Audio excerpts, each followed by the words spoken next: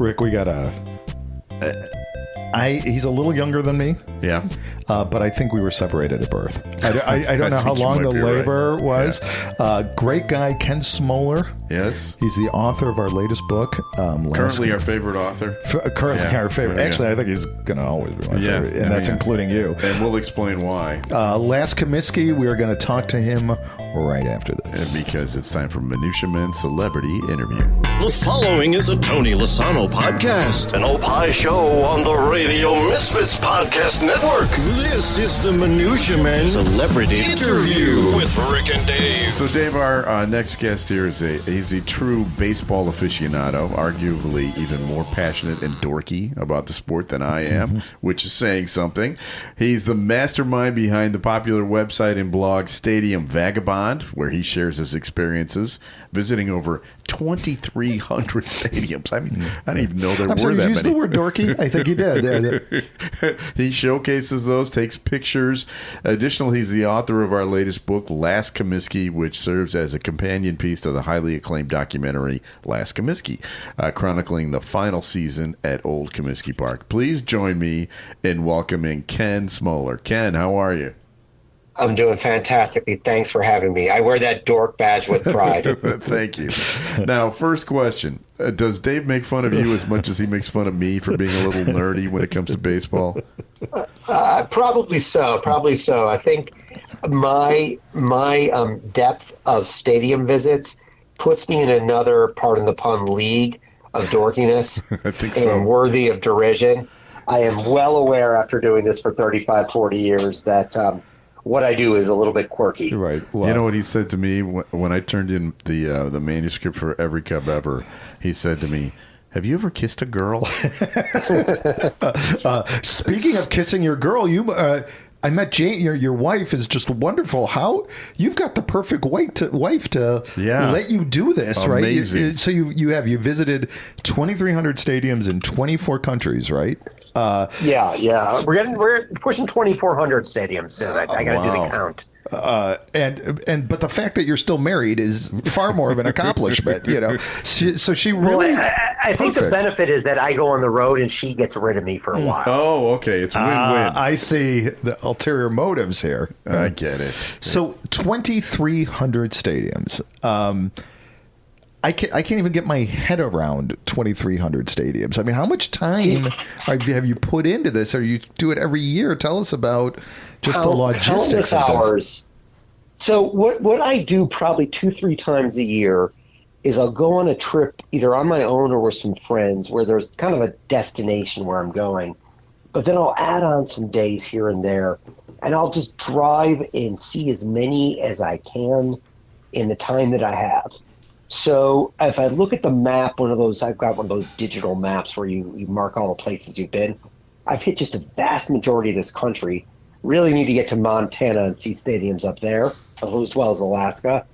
And, I'll go to a university. Let's say I'll go to University of Tennessee. And right there you get 6 stadiums, a football stadium, basketball, old basketball, softball, baseball. Sometimes it's hockey. Sometimes it's soccer, depending on where you do. And then I'm like, well, I'm already here, just Middle Tennessee State's down the road. Let's go another couple hours and get 4 or 5 more. And I kind of go for breadth rather than depth. So I'll just sneak in, get a photo really quickly and move on. I've definitely had some brushes with the law here and there. Definitely torn some clothing. I've torn a pair of jeans on a fence, and I've gotten close to getting arrested a couple times, but so far, knock on wood, not yet. So where were the cops after you? Where are some of the places? I had a moment in Barcelona where it was the week where they're playing Real Madrid, their big rivals. Oh, wow. Yeah, that's the big game. And this is back in film days. This is in 2002. So I snuck in and got a couple pictures, and I didn't realize it was their practice. And someone came up to me, grabbed my arm, spoke to me in Catalan, and my Spanish isn't good enough. And my Catalan is even worse. And I tried to explain I'm just a tourist, just taking pictures. They took me to their security room and yanked the film out, which for those people who don't know about film, exposes it and takes away all the photos. So after kind of dancing around with my really abbreviated broken Spanish, I got out and didn't have to get in any further trouble. But I was detained for about 45 minutes in their little security compound during the very important Real Madrid week. I never found out who won that week. That's like Belichick. When he would photograph practices of the opposing team, it's that's like as a Michigan guy, I don't know if I can endorse that. Exactly. I had Paul LePage, the governor of Maine. His goons kind of took me aside because I was photographing an arena that was being set up for his inauguration. So that was another one. Couple other times where I've gotten pulled aside and brought into security rooms. One time I was detained at the North Dakota Canadian border. They couldn't figure out why I was going one way from Winnipeg to Minnesota without my family. Oh. And it did sound a little sketchy if you think about it. Hey, I'm Stadium Vagabond. But as soon as you say 2,300 stadiums and you show them the pictures, they're like, you are really harmless. I showed him my list, list of stadiums that I was going to visit, and he quickly let me out. Yeah, right. And then he said, "Have you ever kissed a girl?" So, are you the kind of guy that hopes for old relatives to die in far off places, so you go to the funeral and go, I can knock off another 11 stadiums? I'll spin it more positively. Give me an invitation to a wedding in any remote location, and I'm there. Yeah. I think I went to one outside of Edinburgh and got about 15 soccer grounds during the time. And you didn't even know who got married. You didn't even know the person who was getting married. Yeah, right, exactly. John and Jane Doe. I don't know. Yeah, something McGregor would be my guess. I had a chance to talk to your dad a little bit at the incredible book release. We'll talk about that in a second here. But you were here recently for a book release party that was incredible. And your dad said that you were pretty obsessed with stadiums all the way back as a little kid. Tell us how it started. What was the spark? Yeah, it all started, I think, I'm pretty sure it was when I was 12 years old. And the White Sox at the time got a new scoreboard, which for the first time they could put digital messages. So I think that they were going to treat me and put a digital happy birthday Ken, or probably Kenny at the time. And on the scoreboard, so I brought my Kodak 110 camera, these little, it kind of looked like probably what an iPhone looked like now. Took really crappy, grainy photos, and I brought that and started to just roam around Comiskey. I think my parents were thrilled to get me out of my seat and roam around and burn off some energy. And I started to go to all the different nooks and corners of Comiskey and try to get some wide-angle photos. And I've seen them. They were terrible, terrible photos. Saw them recently while trying to prepare this book, thinking I might have something there. And little by little, I just started to bring my camera, I grew up in a great era. Michael Jordan was starting. Walter Payton's career, I saw the back half of his career. And then, we had historic ballparks in Wrigley and Comiskey to take in. And then go forward a couple of years, I went to Michigan for college. And I was on the Michigan Daily Student newspaper as their photo editor for 3 years. And we would go to all the Big Ten campuses and a little bit beyond that because I got to cover the Fab Five, their march to the Final Four, and Desmond Howard during his Heisman Trophy year. Got to go to some stadiums. So every time I would go to these new colleges, that's when I would start to visit. I'd roam around the campus, go take pictures of all their stadiums, and decided really early on in college that I think being a professional photographer was not going to make a lot of money. And maybe I should do something a little bit more straight, legit, and do this on the side. So I went to law school, which I recommend to nobody, and just continued to travel. I did have a lot of weddings in those days of all people from all around the country, and I would, I'd always stay one extra day and catch a game, and then little by little it started expanding. The internet makes it easier.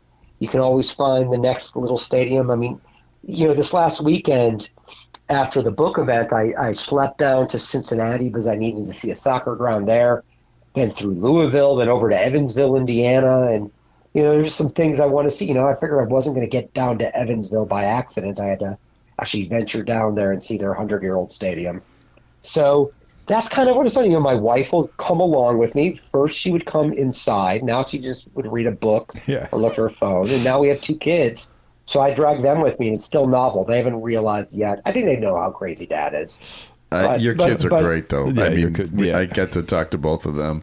The way that they were handing out Cracker Jacks at the event, and they were so enthusiastic about it. They just loved it. Right. They're not quite teen. How old are they? 12 and 15. Okay, so you're 15. They're young teens. They've traveled a lot, and they like to experience this stuff with me. Well, my daughters would have had nothing. Mine too. My daughters would be like, "Here's some Cracker Jacks. I don't know why I'm even here. Here's a Cracker Jack." Well, I gave one of them my spiel. I used to be a vendor at New Comiskey and at Wrigley in 91 to 3 during college. Oh, wow. And so one of my sons, I gave him my old sports service hat from my days at New Comiskey. And he asked what was my spiel, how do you sell? And I kind of told him what I would do when I had peanuts. We never sold Cracker Jacks in the stands at either ballpark. But I told him like what my spiel was when I had the peanuts, and hopefully he followed through and learned a little bit from that. Who was the most famous person that do you have any recollection of like selling peanuts to a famous person at while you were a beer vendor? Let's think about this. Did I have anyone? I know Steve Dahl. I don't know if you count him as famous, super famous. Yeah. But I know I sold him something at one point, but he was in the club level. I think I just had snuck in to say hi. I can't recall anyone. No idea. My favorite one was, I remember one time I was at Wrigley behind home plate in the upper deck, and I'm just selling, my stuff. And all of a sudden, everyone around me is cheering and racing towards me, and a ball lands in my beer tray and bounces onto the lower level. So you had fun things like that, where you get hit by a foul ball and not even realize it. That's cool. Speaking of the book signing, that was, and got to hand it to you. You were the obvious driving force of this event. We had it at the Chicago History Museum. Yeah, we want all of our authors to do this. Yes, right. From now on, anybody who's going to be an author, they have to run out. Right. It was really, and really from the bottom of our hearts, thank you for all the effort in this book signing. But have you come down from this wonderful event? We had Jack McDowell there, and Ron Kittle, and Don Paul, and Nancy Faust played the organ. What it was just spectacular. Have you come down from the high of that yet? I think I'm in that high right now. I've been starting to look at the pictures and the videos. It was such an amazing event. I used to go to that museum as a kid. I remember viscerally looking at the Chicago fire remnants and like the marbles that had melted together, some kids' marbles. And all my life I remember those field trips. And then, given that the mission of this book is in furtherance of their mission of preserving Chicago history, I thought it was a perfect tie. Matt Flesch, the documentarian who really started this whole project, he had the idea. And when I heard about it, I thought just absolutely perfect. It's a little bit over in the north side, but it's kind of the DMZ of Chicago. It's in neutral territory. Yeah. And it just was a perfect blend of a museum and a project, because, it was such a thrill to see my book being sold in that museum amongst a lot of Cub books. There were way too many Cub books. Yeah. White Sox fans don't read. We don't know how to read. No. But this one has a lot of photos. Lots of pictures. You don't even need to read. Yeah, right. We got 400 plus photos. So I think it appeals to the readers and non-readers alike. And it was so cool to hang out watching Jack McDowell teach my sons about pitching. Yeah. During that time, I've got a video that then Nancy Faust starts playing "Take Me Out to the Ball Game." Right. It was my world passing on to another generation, and it was such a cool experience. That the highlight by far for me was getting Nancy Faust off of the injured reserve. She's got a bad broken ankle. Yeah. And playing that entire event. I don't know if she did a walk-up song for me, but I kind of was wondering if she would come up with something for the note in this book release. But just it felt so warm and inviting having her music. Yeah. And it felt like it was converting it, this museum auditorium back into old Comiskey Park. And the players too, they seem, so down to earth. We got a chance to talk to all of them backstage and on stage. The story that Jack McDowell talked about, where he explained the difference between a 90-mile-an-hour fastball and a 100-mile-an-hour fastball, 6 inches, and, that was just so interesting. Yeah. It was just a fun. Could you night. follow it, Rick? Because I couldn't. Because I had in my head the old Chevy Chase line from SNL. I thought there would be no math. And I just took his word for it. I don't know if it's true or not. He's talking about speed and distance, and I'm like, it had the feeling of that whole, a train leaves Cleveland at 3 o'clock, going 100 miles an hour. I kind of did follow it. And the one thing that I got out of it was when you talked about Randy Johnson, that Randy Johnson had such a long stride that by the time that he got his foot down and was throwing the ball out of his hand, it was 6 inches closer. He was closer, right. And that's why it seemed so much faster. But anyway, he told me a great thing in the green room, Jack, that famously he gave up a boatload of runs on the first game. Yeah, he got the I was start there. at New Comiskey. Yeah, same. It was 16-0 when all was said and done. Cecil Fielder, the great slugger, hit the first homer. Yeah. And the next day, Jack and I think Scott Radinsky did like a little fire dance, and they burned a jersey and buried it. And I was talking to him about that, and he tells me that they realized that the mound was the wrong height. Yes. That they brought the dirt over from Old Comiskey, the carefully curated dirt that Roger Bosser, the sod father, the great groundskeeper, had done. They brought the dirt over, but he said the mound wasn't the right height. And I don't know if he was making excuses, but he just felt the Tigers seemed to have been able to handle it pretty well. Yeah, they shut the Sox out. Yeah, right. Yeah. It didn't help the White Sox, right? But it was funny that at least that was what was in his brain as what happened.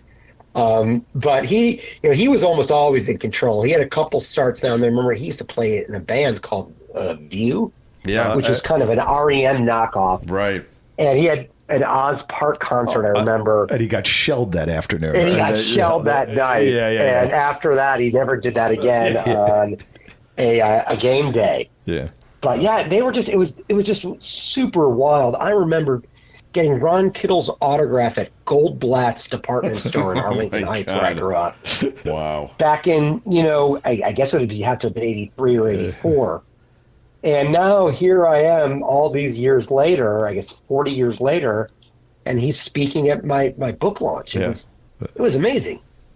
Yeah, it was. I think my favorite memory of Old Comiskey Park was when Craig Graybeck and Ozzie Guillen went back-to-back over against Nolan Ryan. And then we talk about that in the book. Oh, I know. And the next time, does my memory serve me? The next time didn't they get both beamed the next time up?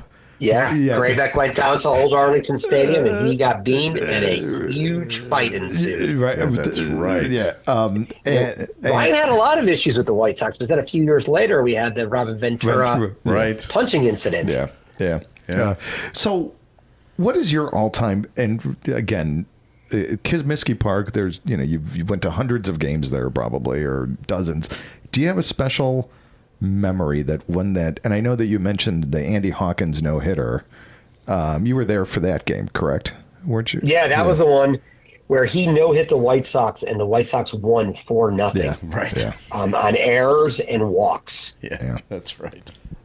That was a great one. I mean, there were a few other. The last weekend was just so memorable. Mm-hmm. I mean, it sticks in my brain what that was like. It felt so surreal, knowing that we're never going to see this ballpark again. Yeah. And one of the things I talk about in the book, it was so disappointing because I realized they're never going to win the World Series in this ballpark. Yeah. They went 80 years there, and they never won the World Series at Comiskey. They won it once during that era at the Polo Grounds in 1917. They won it on the road. And it kind of just bummed me out, thinking, we'll never have that. Yeah. And you figure once, just by the odds, in 80 years it would happen. Yeah, it could have happened in 1919, but I don't remember what happened exactly with the White Sox. Oh, wait a minute, they cheated. Did they? Yeah. I mean, how many? However, they were amongst many. The Philadelphia A's had done it too. That's true. But it is. Yeah, maybe 1919. I always, one of the things I think about is, had that been different, had the Philly A's gotten caught instead, what would have happened if the White Sox didn't lose those 8 players? Would they have competed, jaw to jaw with the New York Yankees in the 20s? Yeah. Would they have been the team of the century? And instead, they're yes, they would have. God damn it! Oh my God! Listen to you guys. Well, you had mentioned that they didn't win a World Series in that ballpark. Did they even win any playoff games in that? I mean, they probably no, because there weren't any. They only played 2 playoff games there ever. And they lost both. Because in '83, they won 1 game on the road in Baltimore. Yeah. And then they lost in 4. The Britt Burns heroic game where he pitched, remember that. I think, into the 10th inning. Yeah. And Tito effing Landrum hit a big home run in the upper deck of left field. He was a little teeny guy. He was a Craig Graybeck guy. Yeah. And that was it. Yeah, because in 59... Well, the World Series, right? But they didn't win a game. They did not win any of the games at home. Actually, no, they did. They won, I think, the first game 10 or 11-0 in 59. At Comiskey? At Comiskey. Okay. They lost that series 4-2. Okay. So I'll have to check on it. They must have won 1 game at the LA Coliseum. But think about it, 80 years. The only 1 or 2 playoff games. The only team that won a championship there were the 47 Cardinals, Chicago Cardinals. No team won. I think actually the Dodgers won on the road, sadly. But no Chicago team won. The Chicago American Giants, the Negro League team, they won championships, but never at Comiskey. The Chicago Sting won championships. Both of those were on the road. One was in Toronto in '81. I forgot where the '84 one was. Right. The Cardinals won in '47 at Comiskey Park. I've yet to find any videos of that moment. I don't even know if that was broadcast in those days. They're the only team that got to celebrate a home victory in a championship game at Comiskey Park, which is crazy to think about. Yeah. Wow. Yeah. So now that you've been to 2,300 stadiums. Almost 2,400. Yeah, almost 2,400. Give us your Mount Rushmore of the greatest stadiums you've visited. All right. I got to go by sports. You get 4 for Mount Rushmore. Yeah. I mean, obviously, Comiskey Park's there. Okay. It has to be. The San Siro in Milan is a legendary soccer ground that is just so special. So much history there. I got to see an amazing match there. I'm going to go modern now. I have to think about this more. I really like Minnesota's the Vikings football stadium. It is a near perfect stadium. And the other one that just really always sticks for me is the Palestra in Philadelphia, where the University of Pennsylvania, where I went to law school, plays, but more significantly, Big 5 basketball tournaments happen there. Philadelphia has a round robin of all their college basketball hoops teams that both the men's and women play each other in double headers at the Palestra, going back almost 100 years. I think the late 20s is when it opened. That's another one that's just real special, just drips with history. What about what's the anti-Mount Rushmore, your shitholes? Well, listen, Gillette, right now I will say this. Gillette Stadium, where I live in Boston, is absolutely a horrible stadium for football. For the amount of money they put in there, and its predecessor, Foxborough Stadium, was even worse. Yeah. So they really take the cake for 2 crappy stadiums. Soldier Field's pretty bad too. The current Soldier Field. I'm going to disagree. Yeah, I'm going to disagree on that one. All right. I like it. I like it for these reasons. One, my kids walk through the same gate O that I used to walk through. Okay. Yeah. They have the same experience walking through that historic facade that's about 100 years old. They see the same columns, but the inside of the stadium is modern. And I'd put in the top 8 or 9. Wow. Great sight lines. You still get the skyline view. You're on top of the field. Sure, the bathroom lines are long, but they're bad everywhere. Mm-hmm. I like that adaptive reuse that they did. I thought it was rather clever the way that they did that. You don't think it looks like a spaceship? Sucked. You don't think it looks like a spaceship has landed inside of the old columns? Yeah, the columns. It's modern architecture combined with old architecture. You see it all over Europe. And even where I live in Boston, you'll see it a lot. All right. I love the blending of the old and new. Old Soldier Field wasn't built for football. It was built for track and field and right, big right. events and Boxing. and auto racing and things like that. There were a lot of bad seats at Old Soldier Field. You know, the south end zone, you were really far from the field. That's true. The north end zone seats, you were facing each other. If you were sitting in the corner, you had to turn your body about 60 degrees to see midfield. It was a bad stadium. You know, you couldn't see over the guy in front of you. I'm not that tall. And I remember I could never see in front of me. There was a real gentle slope to the stadium. True. So unless you were a tall guy, you really couldn't see well. Plus, there are all these blind spots with the walkway that went around. The first 3-4 rows above the walkway, you couldn't see either. So I like New Soldier Field. I'm one of the few. I think me and Blair Kamen, the architecture critic, are the only ones. But I like it. It doesn't make top 10, or Mount Rushmore, but it's a good one. I think the biggest shithole let's go back to shitholes.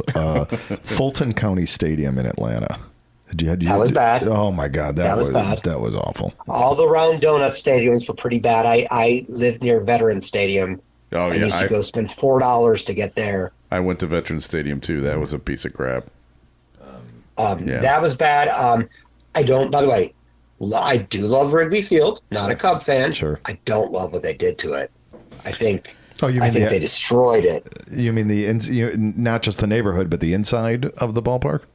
Well, a lot of it feels the same, but the TV screens that they put in there don't fit with the ballpark. They're like putting a 90-inch TV in a dorm room. It's just there's a lack of elegance the way that they try to put their renovations in. I think it just doesn't reflect the architecture of the ballpark. It doesn't blend, as opposed to Fenway Park, where the great ballpark heroes Janet Marie Smith and the late Larry Lucchino had this notion of do no harm, and they wanted all their improvements to look like they'd been there for 80 or 100 years. Yeah. And I don't feel that they did that with Wrigley. I feel like I have to agree with you. I mean, I was there with my son the day we actually saw each other at the ballpark. Yeah, we bumped into each other. Yeah, I was there with my son, and I was talking to him about it because we were in the upper deck. And from the upper deck, it really looks bad from the upper deck. I mean, the video board is just oversized, and you can't see those rooftops anymore. Yeah. That used to be part of the charm of seeing those rooftops on the other side of on Waveland Avenue there. But so I agree with you on that. My other part that I'm bothered with is I understand what they try to do with their plaza, but the architecture feels so suburban mall office park. Yep. It's not ballpark, and it's not Chicago. It's not Wrigleyville. Yep. I feel they could have done it in a more sensitive way. Yeah, it's like a that mall. would have been reflective. Exactly. It's like it should be like an it reminds me of Olive a hotel that I went to in suburban Virginia once. It has that exact feel, like a little plaza where they'll put, bands, cheesy cover bands there, and balloon guys and things like that. It kind of has that feel rather than a ballpark don't feel. besmirch the balloon guy. You're talking all to right. Yeah, Dave's a balloon guy. I can I make did a see mean a very chihuahua. sketchy looking. I saw a sketchy looking balloon clown in Evansville, Indiana, at Bossy Field the other day that I'm still not quite sure Your nightmare whether stuff. he should have notified people that he was at the game. Well, did you sell him a book at least? Did he have a active credit card? I'm not sure. I'm not sure he could get a credit card given what I could see, but he was out to post that photo of this clown. He was menacing, not as warm and friendly as the old Andy the Clown. Yeah. Go you White Sox! So speaking of the book and all your stuff, plug away where your website, where to get the book. Yeah. Well, first of all, the book, it's available at lastcomiskeybook.com. And you can also learn about it through my website, stadiumvagabond.com, or my social media at Stadium Vagabond. The book, just to describe it real quickly, it features over 400 photographs of old Comiskey Park and the White Sox from that era, but also photos of other ballparks and stadiums showing it in context. and captures that, in particular, the last year, the ballpark, 1990. A lot of great events happened that year. The team shocked everyone and almost caught the heavily juiced Oakland A's. Michael Jordan took batting practice and hit a couple home runs, and it was a little bit of a foretelling of the future, foreshadowing of what would come 4 years later. Turn Back the Clock Day, the first ever retro game happened there, where they wore 1917 uniforms. And just like in the old days with the White Sox, they blew a 9-0 lead and lost to the relatively modern Milwaukee Brewers. And then, of course, the last weekend, there was so much pomp and circumstance. And all those events I captured during that year. I was living in Chicago, working temp jobs at places like factory warehouses and office jobs and things like that. I felt like, you know what, I got to take a few days off of work and go get this ballpark on film. And I'm really glad that I did, because I always felt like someone had to do it. And I figured someone else older than I was doing it. I was 19 at the time. And sure enough, 34 years later, there really haven't been that many books about Old And this is Park. the best one. This is the best one. It is. Yeah, absolutely the best one. We're biased, but it really is tremendous. We're really proud to have published it. Yeah, I can't thank the team at Eckhart's enough. It just, all the guidance through this. It was a first-time experience, and we've really produced a beautiful book. Yeah. And I'm thrilled with it. I'm thrilled that Ozzie Guillen provided the foreword for the book. Yeah. Talking all about family and what it was like to raise his little kids at Old Comiskey. And when you read Ozzie, you can understand him. Yeah. Ozzie's kids had to live that dream life. If you can't be a ball player, dress up as a ball player and go play around with your dad at the ballpark. Yeah, how about I it? had these photos of the kids doing it, and wow, what a treat that must have been for and them. I remember seeing those two little kids before the games just running around, and Oni and Ozzie Jr. Ozzie Jr. Yeah. Well, Yeah, they were big helps as well in terms of getting Ozzie nailed down on this project. Ozzie's moving in all different directions all the time, right? Just like the one he's chatting.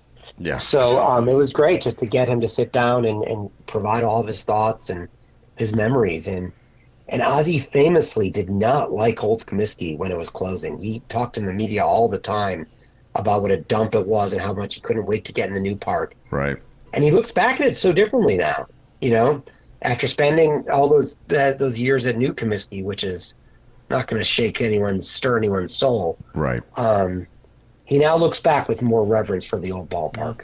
That's that's nice. what I'm trying to do with the book. I tried to give a nostalgia jolt for those people who had been there or lived during that era, and a time travel, a DeLorean going 88 back to Comiskey Park for those kids who were too young to have been there and only got to know New Comiskey Park or the new ballparks. And between the stories that we tell in the book as well as the photos, hopefully it gives people a real good interpretation and of what Old Comiskey was like, not just on the field but off the field as well. Well, you did a great job conveying that, and it's we like a appreciate warm bath of nostalgia. Yeah, it right. really is. I love that. I need to quote that for the next edition. We need to put that on the you got it. the blurb page. Yeah. Well, Ken, thanks very much Thanks, for being man. on the show. This has been great. And we'll be seeing you throughout the summer. I guess you're coming back a couple times, and we'll do more events. And Godspeed. Thanks for joining buddy. us. Really appreciate it. Yeah, thanks for having me. Yeah, like the Blues Brothers had to do to promote the Hotel Palace Ballroom. We were going to hit the streets and get the word out. You got it. Right. Take it I'll easy, play Ken. harmonica. All right, Thanks, buddy. guys. All right. Bye-bye. There he is. Ken Smoller. Man, it really is a spectacular book. I know. I mean, I even have to admit it. Yeah, I mean, because I thought Old Comiskey was a dump too at the time, but I also have very fond memories of it. I really do. well, especially when you compare it to the new Comiskey, which is okay, And I was there the last game too. Yeah, and the first game of the new Comiskey. Right. And I thought to myself. Yeah. The first day of the new Comiskey, I thought, you know what? Yeah. That other one was Right. better. Yeah. And it was. All right, we have people to thank for this show. Dave, why don't you Well, do Ken, that? thanks for Ken Smoller for hopping on with us. Tony Lasano, our executive producer. Ed Silla, our distributor.